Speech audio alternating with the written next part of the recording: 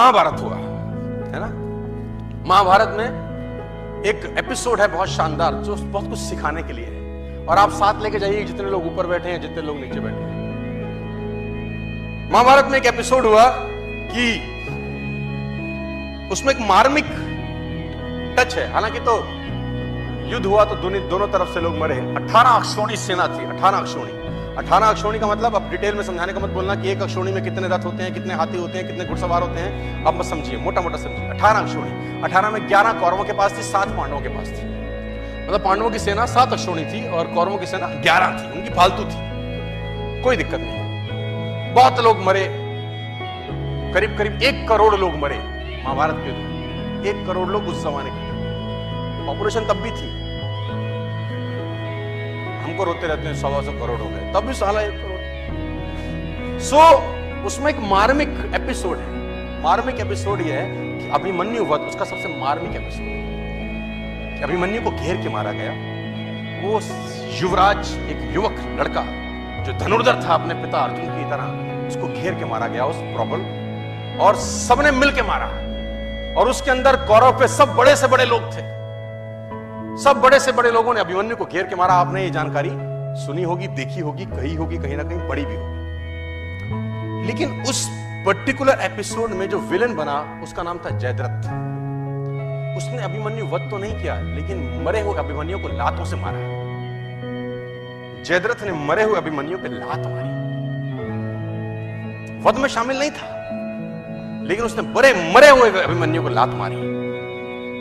और इतिहास ये बोलता है कि जब अभिमन्यु वध हो रहा था तो अर्जुन अवेलेबल नहीं थे वहां पर, कहीं और गए थे, किसी और युद्ध में थे।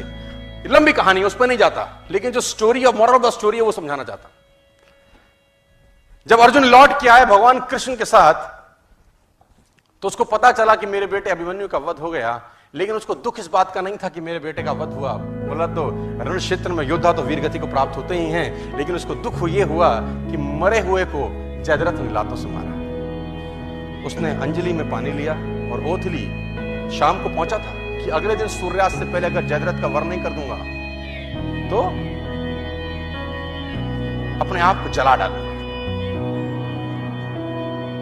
अग्नि में अपने शरीर को समर्पित कर दूंगा अगर अगले दिन सूर्यास्त से पहले जयद्रथ को नहीं मारा मैंने। अब जैसे ही उसने ये घोषणा करी, एक गोल रखा, एक टारगेट रखा, दोनों सेनाओं में हड़कंप मच गया। कौरव प्रसन्न हुए और पांडव उदास। कौरव इसलिए प्रसन्न हुए कि एक दिन बचाना है बस जयद्रथ को, अगर एक दिन बचा लिया, अर्जुन मरा, खेल समाप्त हो जाएगा। क्योंकि मेन प्लेयर यही है, मेन प्लेयर तो वही था ना। और पांडव इसलिए परेशान हुए कि ये क्या कर बैठा, एक दिन न ढूंढ सके तो क्या होगा। अर्जुन गया तो खेल गया। और धर्मयुद्ध था, तो शाम को संध्या के बाद जब सूर्यास्त हो जाता था तो युद्ध नहीं करते थे। अगले दिन जैसे ही सूर्योदय हुआ, युद्ध की भेड़ी बजी और उस भेड़ी के अंदर अर्जुन और कृष्ण घूमने लगे जयद्रथ को। और कौरव भी कुछ छोटे मोटे तो थे नहीं, भगवानों से लड़ रहे थे, तो कुछ ना कुछ तो उनमें भी टैलेंट रहा होगा। उन्होंने जयद्रथ को छुपा लिया। उनका एक ही काम था कि सूर्यास्त से पहले जयद्रथ को छुपा लो बस। और दिन चढ़ने लगा, सांसें चढ़ने लगी, और जैसे जैसे दिन निकलता रहा कौरव और प्रसन्न होते गए और पांडव और उदास।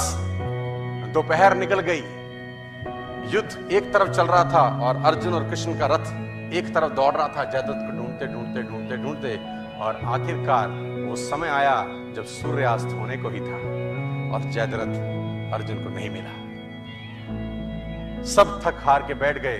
अर्जुन ने अपना गांडीव गिरा दिया और पांडवों ने भगवान कृष्ण की तरफ देखा और बोला, प्रभु अब तो तुम्हारा ही सहारा है, जयद्रथ नहीं है। भगवान ने बोला, कुछ नहीं, करता हूं। बोला, जयद्रथ कहां से लाओगे? भगवान ने जयद्रथ तो नहीं लाए। उन्होंने क्या किया, माया रची और बादलों को आदेश दिया, उन्होंने सूरज को ढक दिया। तो उन्होंने बोला, ये क्या करते हो? भगवान कृष्ण का जवाब सुनिए, साथ लेके जाइए। बोला, माहौल बनाता हूं। क्या बोले? Winning atmosphere. बोले, माहौल बनाता हूं। और जैसे ही बादल सूरज के सामने आए, सूरज छुप गया और उन नालायकों को लगा कि सूर्यास्त हो गया। बेवकूफ अपनी बेवकूफाना बातें बहुत जगह दिखा देते हैं। कहते हैं ना, गधे के सर पे सींग नहीं होते। वो अपनी हरकतों से बताता है कि मैं गधा हूं। जैसे ही सूर्यास्त लगा, जो कि थुआ नहीं था, कौरवों ने जयद्रथ को आगे कर दिया। मन तो कर रहा है उनको ऐसी गाली दूं स्टेज पर, इस सालों घंटा 2 घंटा कौन सी चूल मचा रही थी तू। लेकिन कहते हैं विनाश काले विपरीत बुद्धि। कौरवों ने जयद्रथ को आगे कर दिया। अर्जुन घुटनों के बल बैठा है, गांडीव उसका गिरा हुआ है, और जयद्रथ अर्जुन को देख के हंसने लगा और गालियां देने लगा।